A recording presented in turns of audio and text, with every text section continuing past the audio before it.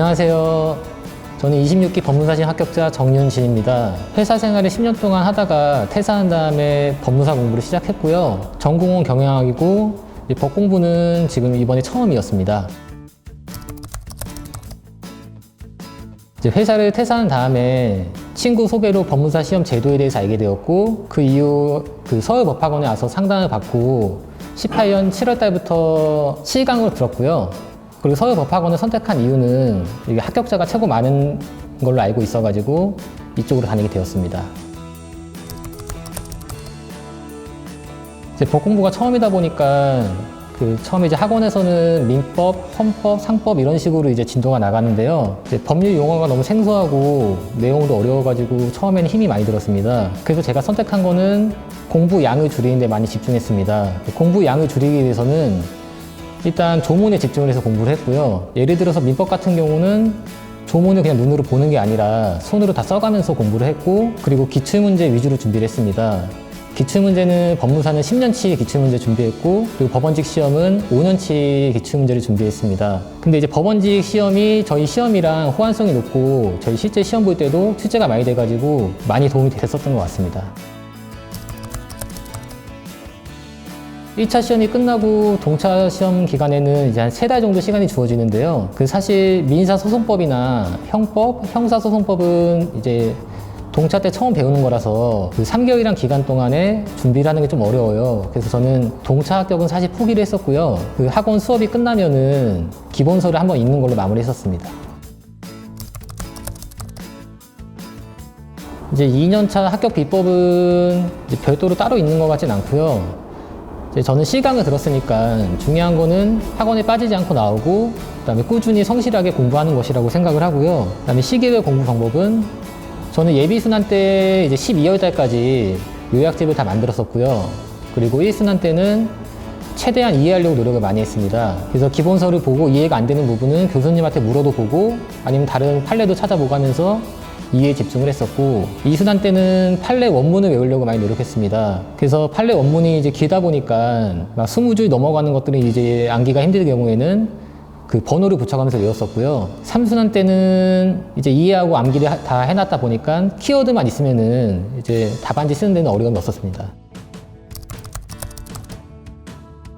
저희가 이제 2차 시험에서 시험장에 들어가면은 저희한테 주어지는 거는 시험용 법전밖에 없거든요. 그래서 저희가 가진 유일한 무기이고 저희가 기댈 수 있는 거는 법전밖에 없습니다. 그래서 법전에 많이 익숙해져야 되고요. 시험용 법전에 이제 익숙해지게 되면은 기본서나 사례집을 볼 때 시험용 법전으로 아는 조문이라도 꼭 확인을 하셔야 됩니다. 그렇게 해서 손에 익어야 되고요. 이게 시험용 법전이 손에 익으면 좋은 점은 저희가 법 조문 같은 거를 외울 때 번호를 못 외우는 경우가 있더라도 법전이 이제 익숙하면은 근처에 있는 거 찾아가지고 볼 수가 있고요. 그리고 실제 시험에서 지금 배점이 5점 내지 10점으로 출제가 많이 되고 있는데, 그 안에 이제 문제를 읽고 조문을 찾고 거기에 이제 판례를 적고 사안 포서까지 하기에는 시간이 굉장히 없거든요. 그래서 실제 시험장에서는 법전이 손에 익지 않으면은 시간이 부족해서 답안을 쓰기가 많이 어렵습니다. 그래서 처음 공부하실 때부터 시험용 법전을 확인하면서 계속 읽는 게 좋고요. 그리고 시험용 법전은 저희가 4월 달에 매년 개정이 돼서 새로 나오거든요.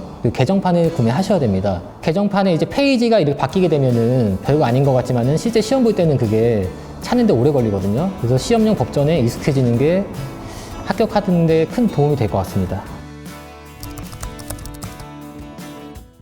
요약집은 민법이나 민사소송법 같은 경우는 이혁준 교수님 판서를 토대로 만들었고요. 거기다가 부족한 거는 판례나 이런 부분들은 부족했기 때문에 제가 추가를 했고요. 형법이나 형사소송법 같은 경우는 기본서를 보고 제가 따로 중요한 거를 요약 정리하는 식으로 만들었습니다. 보통 공부하실 때 서브노트를 안 만드는 분들도 있는데 저는 만드는 걸 추천드립니다. 서브노트를 만드는 걸 추천드리는 이유는 저희가 이거를 만들기 위해서는 기본서를 먼저 꼼꼼히 읽어야 되고, 그 다음에 거기서 중요하다고 교수님이 말씀해 주셨거나 나름대로 정리한 내용을 다시 요약해서 정리하는 거기 때문에 반복 학습하는 효과가 있습니다.